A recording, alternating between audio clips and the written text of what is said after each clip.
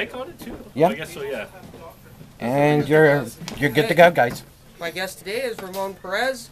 Has been nominated for his work on Jim Henson's Tale of Sand. Ramon, where are you from? Here. Well, not literally the comic book store, but Oshawa originally, and but now I live in Toronto. Cool. And how'd you get into comic art? Well, I was drawing long before I drew comic art, but I had a friend who, in grade 6, I think it was, introduced me to comics, and I kind of fell in love with the medium, and I just kind of voraciously, as you know, spent lots of money on acquiring as many books as I could. I do recall that 20-some years ago. But yeah, and then it's funny because when the time came to actually look for work in as an artist, it was the last thing that actually occurred to me to do as a career choice, because I think I just kind of mentally separated comics and their creators. I didn't think actually anybody drew it. But thankfully a couple of people were like, oh no, you should try this school here or this school here, and I went in for illustration, and I met a lot of other artists who were either into comics or science fiction artwork or fantasy, that kind of stuff. And they're the ones who kind of pointed me into the direction of, hey, I can do this for a career. And then it was kind of nice because it's something I love. It can now be what I do for a day-to-day living. Cool. Yeah. Now, many years ago, you used to do promo flyers for me at the store. I did, yeah. Was that when you were still in high school? You recall? I think I did Early some 90s? while in high school, and then some when I returned from college, or in the summers between. Okay. Kind of thing, yeah. Because I do recall, I blame that all about when I met Sean, who used to manage your store back in the day, and that was probably around when I was in grade 11 or 12. So, and then, by hanging out with him, I started drawing stuff for the store and your sales events and stuff like that. So yeah, cool. A little bit of both, I think. And what was your first paying comics gig? Comics gig. My first paying comics gig was through Udon Entertainment, which was doing a subcontracting to Marvel. And I believe the first one I did was Hulk Gamma Games, which was a Hulk miniseries based on the video game of the time, I think, which came out around when the movie came out by Ang Lee. And I think on record it was the lowest selling Marvel comic ever, which I'm actually kind of happy about because there's none out there for people to bring up to me and sign, which is actually kind of nice. Is that your favorite work? No, it was an interesting job because it was very rushed. I think I did each issue in under 7 days or 6 days on some of them. And I didn't ink it. It was actually digitally painted over my... Oh, I think I recall this. Yeah, yes. it looked... when I picked it up on the stands, I didn't recognize it as my own artwork. No, I didn't either. Because everything else that I've seen of yours, I can recognize elements that I recall from those early drawings you did for the store. Yeah. And that one was just like, I was like, who did that? I'm like, oh my god, this is my work. And I was just like, wow. That was, no offense to the company or the guy who colored me, but it was just somewhere I didn't like where that went on that job. So that's officially the first paying gig, I think, for comics. Yeah. Wow. Yeah. You've come a long way. Oh yeah, I'm happy where I am now. Tell us about Tale of Sand. Tale of Sand was a was a project I was approached by last year by Archaea, a small publisher out of Chicago, LA, and they'd acquired a lost Jim Henson screenplay. It is one of the last fully realized screenplays that he wrote that was actually never filmed. And it was due to because he kind of became popular with the Muppets and then Sesame Street and all that stuff took off for him. So this kind of art house script that he did with his co-writer Jerry Jewell at the time kind of just fell by the wayside. And so Archaea had struck up a deal with the Henson Company to do books on their existing lines like Labyrinth, Dark Crystal, Fraggle Rock, and also to explore the archives to see if there's anything they could take from the archives to make into a book. And they came across the lost script and basically solicited some sample work from about I think a handful of artists, maybe 6 or 7. And I was the one that the Henson Company chose at the when they were presented with the samples to kind of take on the task of adapting the screenplay. So it was, cool. Luck of the draw, whatever it might be, and then the company Archaea was nice enough to almost give me free reign in how I kind of tackled the graphic novel. Now, the book, as you've adapted it, is largely wordless. Is that the way the screenplay was written? Yeah. Yeah. Okay. The screenplay is largely wordless, and I think all the dialogue that was in the screenplay we actually kept in the book. And there's actually a few pieces of dialogue which I actually removed because I actually felt it didn't actually work with the book.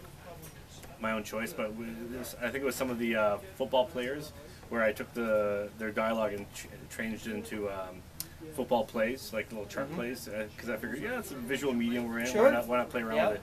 Why give these characters one line that really has little significance when we could just play around with how they communicate? So it was a lot of fun, and it was actually kind of nice to actually do something completely based on the storytelling aspect, not dialogue driven, as a lot of comics are, unfortunately. Well, most of them are. Yeah. Now, did you find that doing something with such a large area with no dialogue, you let your art go loose, did you say it was a bigger challenge or just a different challenge?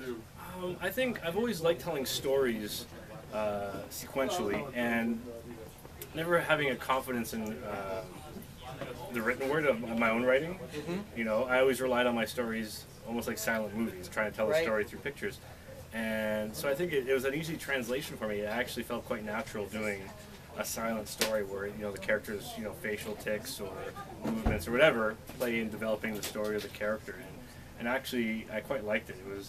I found it easier almost than doing when receiving a script, for example, for a Marvel comic or a DC comic, where I have everything broken down, and then I see, like, for example, the dialogue in a panel, and in my head I'm like, I want to break that panel down to 3 panels because the dialogue maybe changes mood or the character's doing a few, so it's like I want to expand that, and this comic in a way allowed me to tell that kind of storytelling where you can, every little nuance is kind of helps move everything forward, and it was a lot easier for me actually. Cool. Well, I think you really knocked it out of the park. I love your art in the book. I don't know. Can we flip through some pages? Is that allowed? I don't know what the rules are for arcade. I don't think they'll mind. I'm not sure how to do this, but for the audience at home, 2 pages of Tale of Sand, just random samples of Ramon's storytelling. It was kind of fun too. While working on it, the Henson Company was nice enough to send me a bunch of archived DVDs of Jim's earlier work before the Muppets. And so a lot of his art house films that I'd never seen before. Because I was familiar with the Muppets and Sesame Street. I grew up on that stuff, but I didn't realize his life before that. So it was actually kind of cool to see all these shorts and commercials and late night TV spots he did before the Muppets came.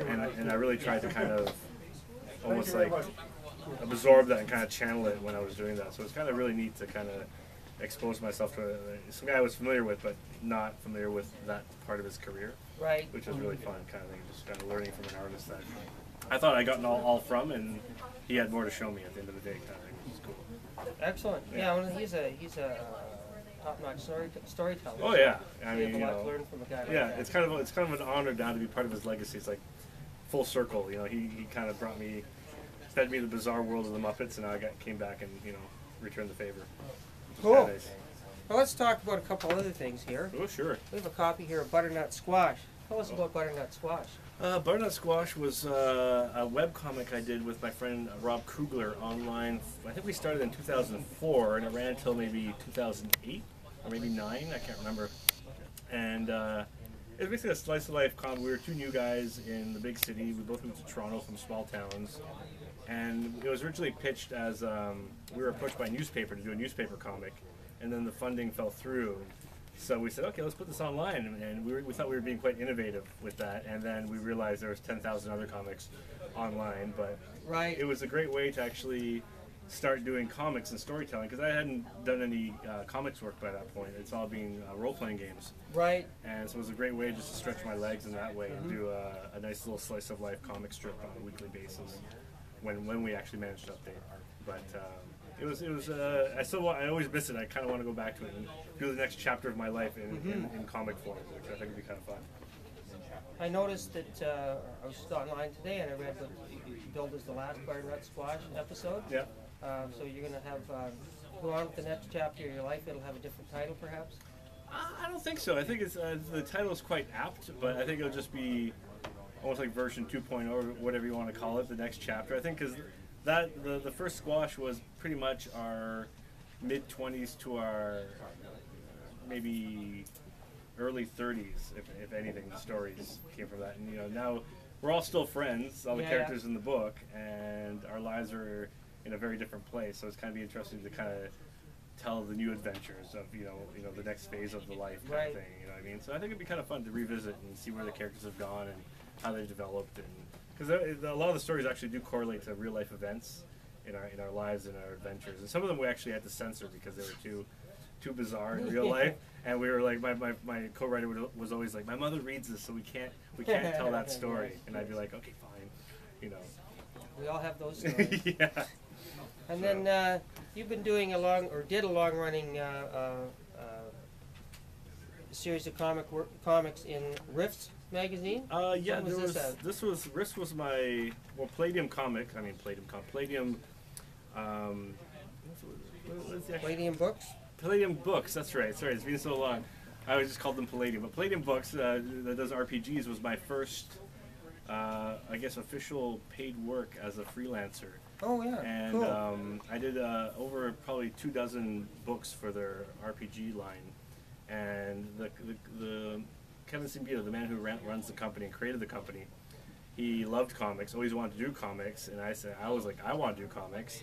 Can I do a comic for your company based in your world? And he was like, let's do it. And he kind of gave me the ability to write and draw it on I think it was on a quarterly basis, because the magazine it appeared in was a quarterly book, and I did 8 to 10 page chapters for about 2 years in the series. It was a great way, once again, to flex my storytelling muscles, which I hadn't been doing in that way, in the sequential way, anyways. Right. So it was really nice, and the opportunities he afforded me were amazing.